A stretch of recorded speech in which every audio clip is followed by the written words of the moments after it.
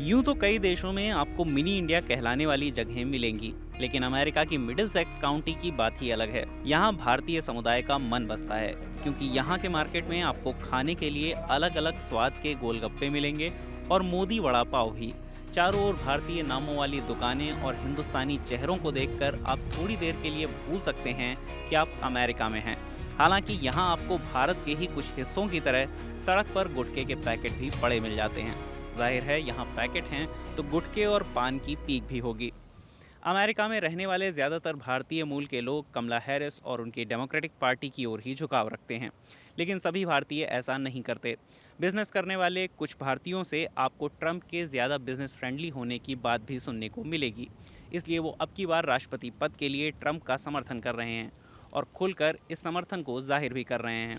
इसी काउंटी के पास हम मिले जर्नैल सिंह से। जर्नैल यूएस प्रिंट फैक्ट्री के मालिक हैं। जर्नैल तीसरी पीढ़ी के भारतीय मूल के अमेरिकी हैं। वो अपना परिचय बहुत अनोखे ढंग से देते हैं। I'm actually 100% Indian. Yeah.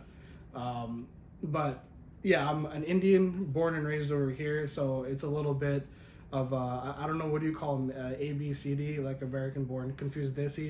But yeah, I it's interesting because I have connections to my culture. I speak Punjabi, like, my grandma is my grandma. My mom is my mom. My dad's my dad. They're born in India and everything. But me being raised here, I would definitely say I'm more American than anything. Jarnail Singh से पहले उनके पिता भूपिंदर सिंह इस business को संभाल रहे थे, जिनके पिता 70 के दशक में अमेरिका आ गए थे। 1983 में वो अपने पूरे परिवार को अमेरिका ले आए। तब भूपिंदर सिंह 5वीं कक्षा में पढ़ते थे। ये कारोबारी पिता और बेटे दोनों ही मानते हैं कि अमेरिकी राष्ट्रपति जो बाइडन और कमला हैरिस के कार्यकाल में उनके कारोबारी खर्च बहुत ज़्यादा बढ़े और अब वो पाते हैं कि बिजनेस को आगे ले जाने के लिए ट्रंप एक बेहतर विकल्प हैं। दोनों ही ट्रंप का खुलकर समर्थन करते हैं। Donald Trump, I think, would be a better choice. I think most business owners statistically support Donald Trump. The lower taxes are obviously a benefit for everyone, but lower payroll taxes. He wants to introduce no payroll tax for overtime, which is going to be a big benefit for employers. वो क्या है कि ना कामला Harris को लोग 4 साल से देख रहे हैं और काफ़ी फेडअप हो चुके हैं, क्योंकि जब ट्रंप के ज़रिए में था इकानमी बहुत अच्छी थी, लोगों का जो लिविंग कॉस्ट था वो चीप था, you know gas prices cheap थे, फूड कॉस्ट चीप था, सब कुछ चीप था, पर लेकिन जब से कामला हैरिस आई है, तो और जो बाइडन आया है, सब लोगों का कंसेंसस है यहाँ पे कि इन लोगों ने इकानमी को बहुत हर्ट किया है, जो कॉमन मैन को हर्ट किया है। वो शो करते हैं कि ट्रंप एलीट्स के लिए है, बिलीनियर्स के लिए है, ये लिए, पर लेकिन that's not a fact. Trump वाकई अमेरिका के लिए है, he is trying to put America first. Bhupinder Singh चुनावों को लेकर बहुत उत्साहित हैं और भीड़ से बचने के लिए अर्ली वोटिंग का विकल्प लेने के बजाय 5 नवंबर को लाइन में लगकर ही वोट डालने वाले हैं। हालांकि इस परिवार को छोड़ दें तो मिडिलसेक्स काउंटी के ज़्यादातर भारतीय मूल के लोग डेमोक्रेटिक पार्टी का ही समर्थन करते हैं। ये मिडिलसेक्स काउंटी न्यू जर्सी राज्य का हिस्सा है।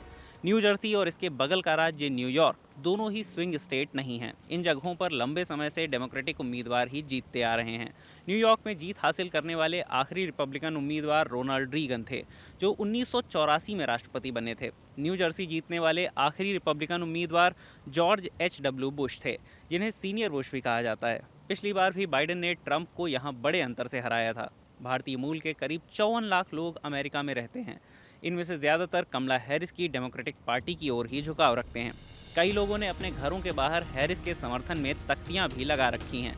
यहाँ की सड़कें और घर भले ही भारत से अलग लगें, लेकिन यहाँ मौजूद दुकानें दिखाती हैं कि भारतीय मूल के लोग जहाँ भी हों, अपने खाने पीने के सामान के बिना उनका जीना आसान नहीं।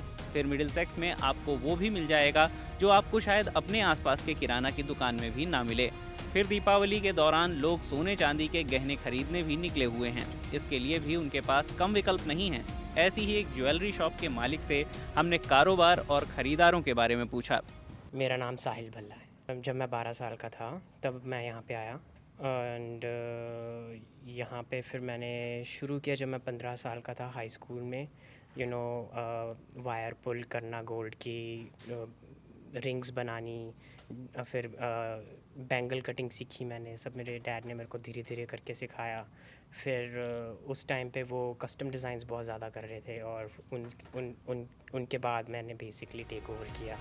साहिल बताते हैं कि उनके ज़्यादातर ग्राहक भारतीय मूल के हैं, लेकिन अन्य अमेरिकी ग्राहकों को लुभाने के लिए वो कस्टमाइज्ड ज्वेलरी बनाने पर काम कर रहे हैं। शाम गिरते ही लोग भारतीय खाने की खोज में भारतीय रेस्टोरेंट की ओर निकल आए हैं। इनमें से ज़्यादातर कमला हैरिस की ओर ही झुकाव रखते हैं, लेकिन भारतीय मूल के ऐसे लोगों की कमी भी नहीं है जो ट्रंप को वोट करेंगे।